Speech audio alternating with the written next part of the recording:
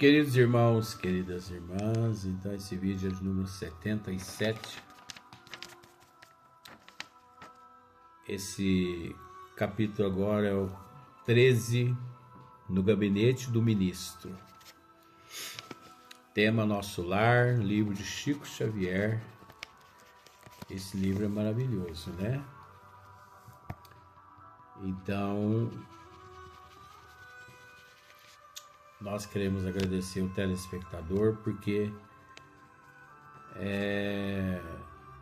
independente de qualquer coisa, nós chegamos ao número de 6.400 vídeos. Então 6.400 vídeos não é, com todo respeito, não é pouca coisa não.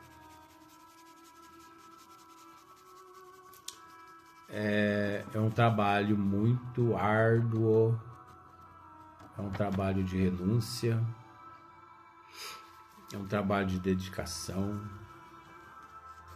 é um trabalho de compromisso e responsabilidade, principalmente para com a doutrina dos Espíritos, compromisso com a verdade, compromisso com o telespectador.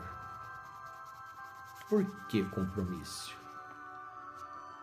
Porque você observa que nesses 6.400 vídeos nós temos procurado cada dia assim agir de uma forma melhor. Nós estamos nos educando. Eu estou me educando todos os dias. Eu estou me esforçando, procurando dar o melhor de mim, com os amigos espirituais aqui do meu lado, para levar melhores informações ao telespectador. Porque nós somos responsáveis pelo que falamos, desejamos e pensamos.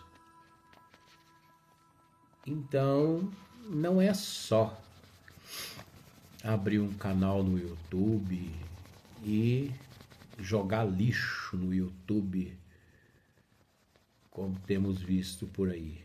É preciso responsabilidade. É preciso compromisso com a verdade. Então, assumimos esse compromisso, essa responsabilidade, e já completamos 6.400 vídeos na grade,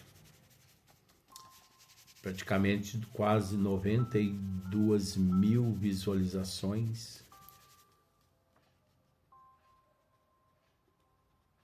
Então é preciso agradecer a Deus, né?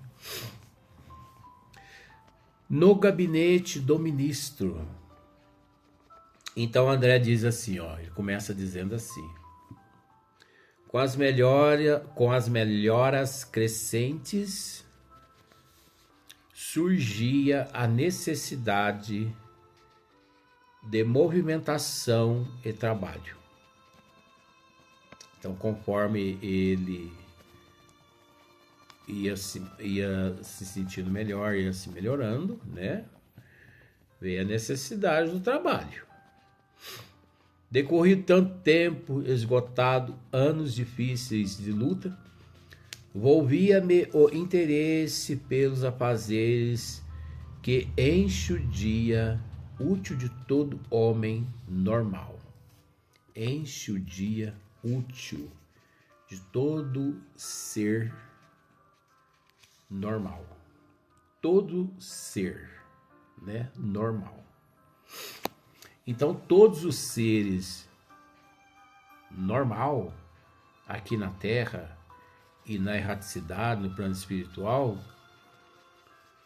ele procura preencher o tempo, ou melhor, ele procura preencher as lacunas que ele traz de coisas úteis, trabalhos edificantes, servir ao próximo, já que esse indivíduo ele reconhece o quanto tem sido beneficiado.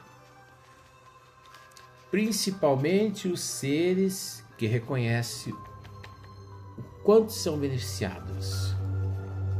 Mais rápido, mais cedo que todo mundo, ele procura o que fazer. Porque trabalhando, o indivíduo aqui na Terra e no plano espiritual, ele se sente útil. Agora, quando a pessoa não trabalha, ele se sente inútil. E ao mesmo tempo, ele adoece. Por que a pessoa inutilizada ela adoece?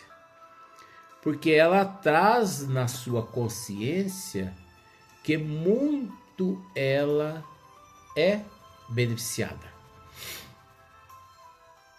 Ela sabe que ela é muito beneficiada. Mas, ao mesmo tempo, ela não admite viver naquelas condições eternamente. Então ela resgaça as mangas, ergue a fronte e ela vai à luta. É o progresso, é o trabalho, né? No mundo incontestável que havia perdido excelentes oportunidades na Terra. Então olha só para você ver. Aqui André está dizendo as excelentes oportunidades que ele havia perdido aqui na Terra. E isso, gente, fica na consciência nossa. Ah, se fica. Por que eu não fiz mais?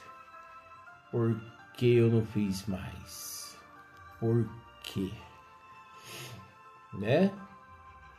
Nós vamos, depois que terminarmos esse livro, nós vamos adentrar um outro livro, creio que é Libertação, não sei, depois eu vou dar uma olhada. Enfim, nós vamos seguir essa linha de André Luiz agora. Então, quantos seres crama a André Luiz? Ah, se eu pudesse, eu retornaria ao corpo físico novamente para fazer tudo diferente. Ora, mas esteve no corpo físico, teve 1 bilhão de oportunidades de fazer e não fez. Não queira ele retornar ao corpo físico e erguer aquele corpo lá do túmulo, que ele não vai conseguir. Aquele corpo acabou. Belim bebel, né? Então, que muitas falhas me assinalavam o caminho. Agora, porém, recordava os 15 anos de clínica. Então lá ele recordava os 15 anos de clínica aqui na Terra. Sentindo um certo vazio no coração, identificava-me a mim mesmo como vigoroso agricultor em pleno campo de mãos atadas e impossibilidade de atacar o trabalho, cercado de enfermos, não podia aproximar-me como noutros tempos, porque ele via à sua volta milhares de enfermos, mas ele não podia se aproximar-se daqueles enfermos. Por quê? Porque a medicina na Terra é uma. Ele havia aprendido aqui na Terra a lidar com corpos humanos e não com almas e não com espíritos. Então é natural, quem se prende muito à matéria, de lá ele fica meio que perdido. Agora, nós sabemos que aqui na Terra existem muitos médicos que não só lidam com o corpo humano, como também ele se preocupa em diagnosticar alguns medicamentos, alguns problemas na alma do indivíduo, porque tendo eles conhecimento do espiritismo, eles possuem condições. Então esses aqui já estão trabalhando. Quando retorna à parte espiritual, continua clinicando do mesmo modo, né? Cercado de enfermos, não podia aproximar-me como noutros tempos, reunindo em mim o amigo, o médico e o pesquisador, ouvindo gemidos incessantes nos apartamentos contíguos, não me era lícita nem mesmo a função de enfermeiro. Olha, foi médico aqui na Terra, lá não lhe era lícito nem a função de enfermeiro. E colaborador nos casos de socorro urgente. Não podia nem ser um colaborador em casos de socorro urgente. Claro que não me faltava desejo. Não lhe faltava desejo. Minha posição ali, contudo, era assaz humilde para me atrever. Os médicos espirituais eram detentores de técnicas diferentes. Olha só, que as técnicas no plano espiritual é uma. Aqui são outras. Do planeta sabia que meu direito de intervir começava nos livros conhecidos e nos direitos de intervir começavam nos livros conhecidos e nos títulos conquistados, títulos, diplomas, né? Aqui na Terra, a pessoa tem vários títulos, tem vários diplomas, é a garantia que ele possui, que ele tem para adentrar as, né? As áreas, né? Mas naquele ambiente novo, a medicina começava no coração. Olha que lindo! Naquele ambiente novo, a medicina começava no coração. Enquanto eu vou partir para essa brincadeira agora. Enquanto aqui na Terra a medicina começa na carteira financeira, no plano espiritual, a medicina ela começa no coração. Não é muito interessante isso? Porque você sabe que a medicina aqui na Terra, ela começa na carteira dos pacientes. Não é, Luiz, é 99,99% começa na carteira dos pacientes. Dinheiro primeiro. Depois,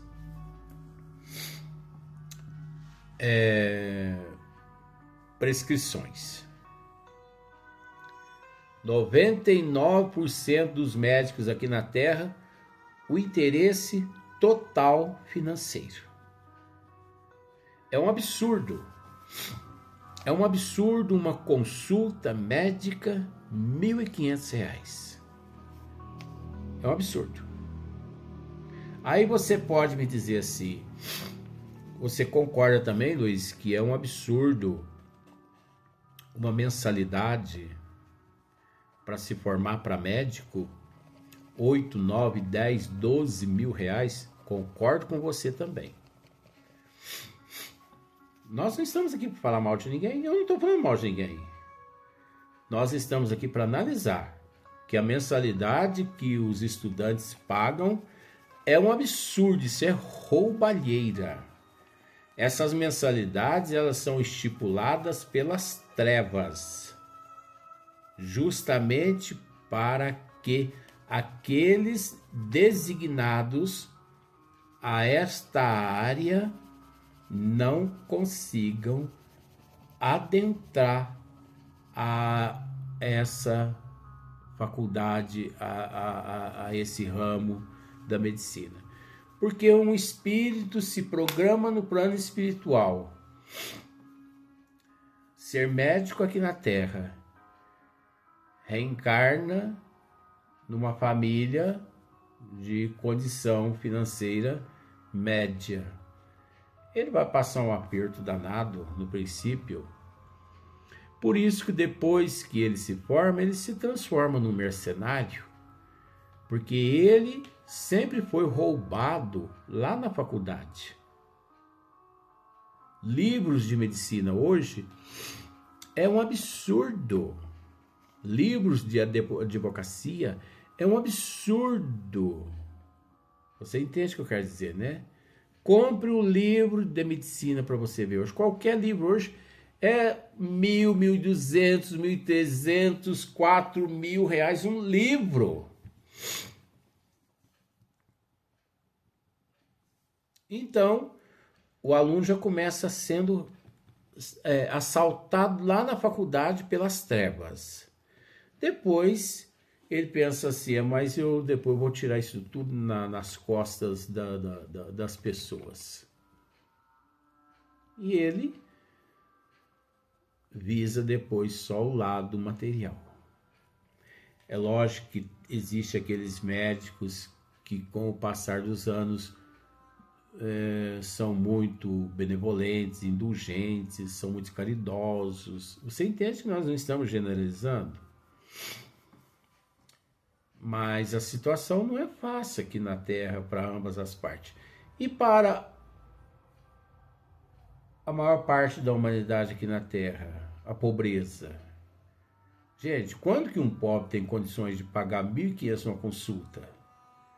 Quando que um pobre tem condições de pagar 750 numa consulta? 600 reais numa consulta. Se ele paga, ele não dá de comer para a família. Então a pessoa precisa ser uma pessoa assim, mais ou menos equilibrada financeiramente, porque senão não paga. Ah, Luiz, mas são classes, né? Ora, mas depois, cadê o compromisso de vida? Olha aqui, ó. Naquele ambiente novo, a medicina começava no coração. Então André viu, ele percebeu que no plano espiritual, a medicina, ela começa no coração. Aí foi onde nós emendamos. Enquanto aqui na Terra começa na carteira financeira das pessoas, no dinheiro. Exteriorizando-se em amor e cuidado fraternal. Será que aqui na Terra existe o amor fraternal? O amor e o cuidado fraternal? Na medicina? Não generalizando, gente. Você entende? Existem médicos excelentes, amores de pessoas, dedicados, que se... Olha, eu conheço tantos médicos aqui em Paraíso, que são uns amores de pessoas, espíritos nobres, seres doces que estão no corpo físico, representantes de Jesus realmente. Doadores de horas e horas por meses aos necessitados. Mas eu já conheço alguns também que eles pisam na engrenagem, né? Então, qualquer enfermeiro dos mais simples em nosso lar tinha conhecimento e possibilidades muito superiores à minha ciência. Olha só. Os mais simples enfermeiros em nosso lar tinham muito mais conhecimento que André Luiz naquele exato momento. Pois é lógico. Enfermeiros que via a medicina pelo lado do amor, pelo lado da benevolência, da indulgência, né? Pelo lado do coração. Enfermeiros que não se preocupavam com dinheiro, e sim se preocupavam com o bem-estar do paciente através do amor incondicional. Então, esses enfermeiros tinham muito mais conhecimento do que André. É André que acabou de dizer. Inexeguível, portanto, qualquer tentativa de trabalho espontâneo por construir, a meu ver, invasão de seara alheia. No apuro de tais dificuldades, Lísias era o amigo indicado às minhas confidências de irmão.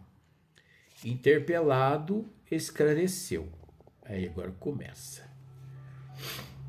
Por que não pedir socorro a Clarencio? Lísias disse para André. Por que não pedir o socorro de Clarencio? Atendê-lo-á, por certo. Peça-lhe conselhos.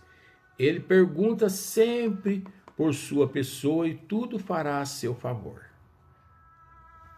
Animou-me grande esperança, consultaria o ministro do auxílio. Porque ele era ministro do auxílio. Iniciando, contudo, as providências, fui informado de que o generoso benfeitor somente poderia atender na manhã seguinte, no gabinete particular.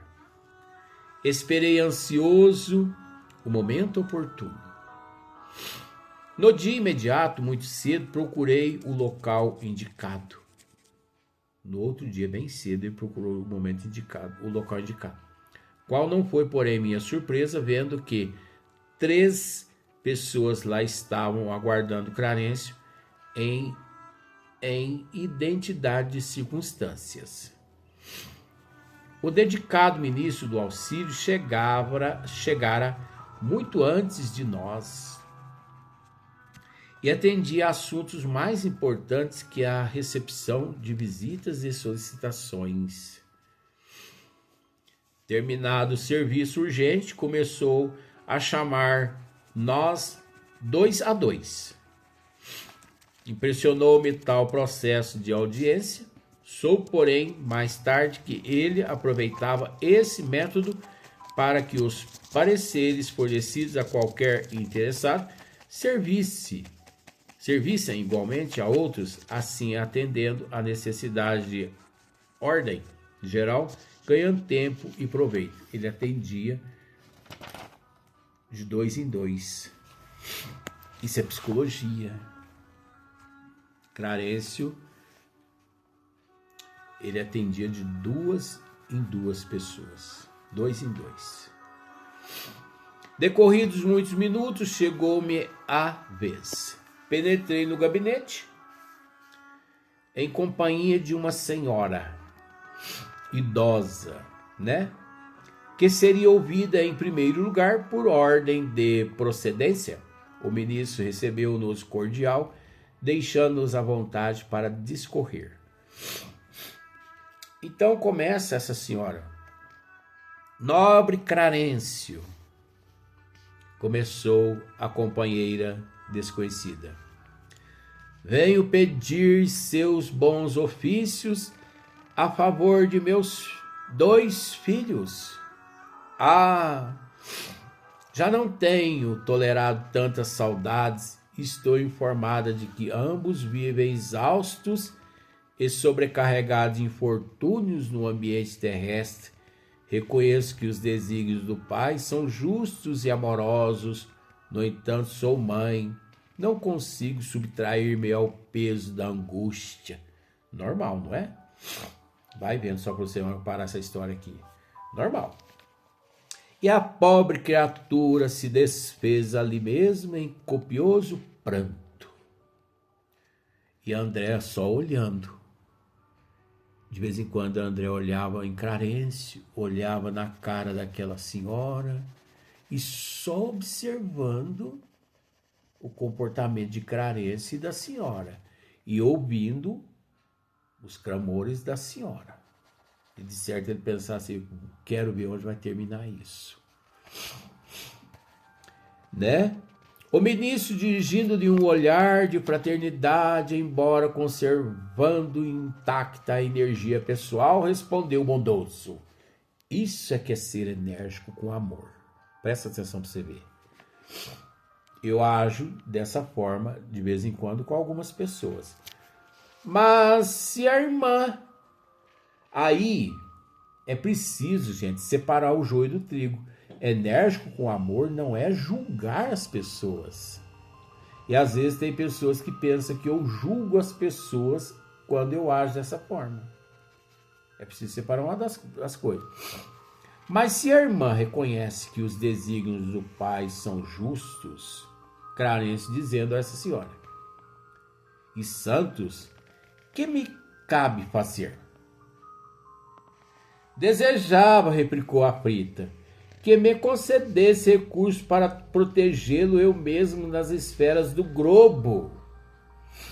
Ah, minha amiga, disse o benfeitor amorável, só no espírito de humildade e de trabalho é possível a nós outros proteger alguém.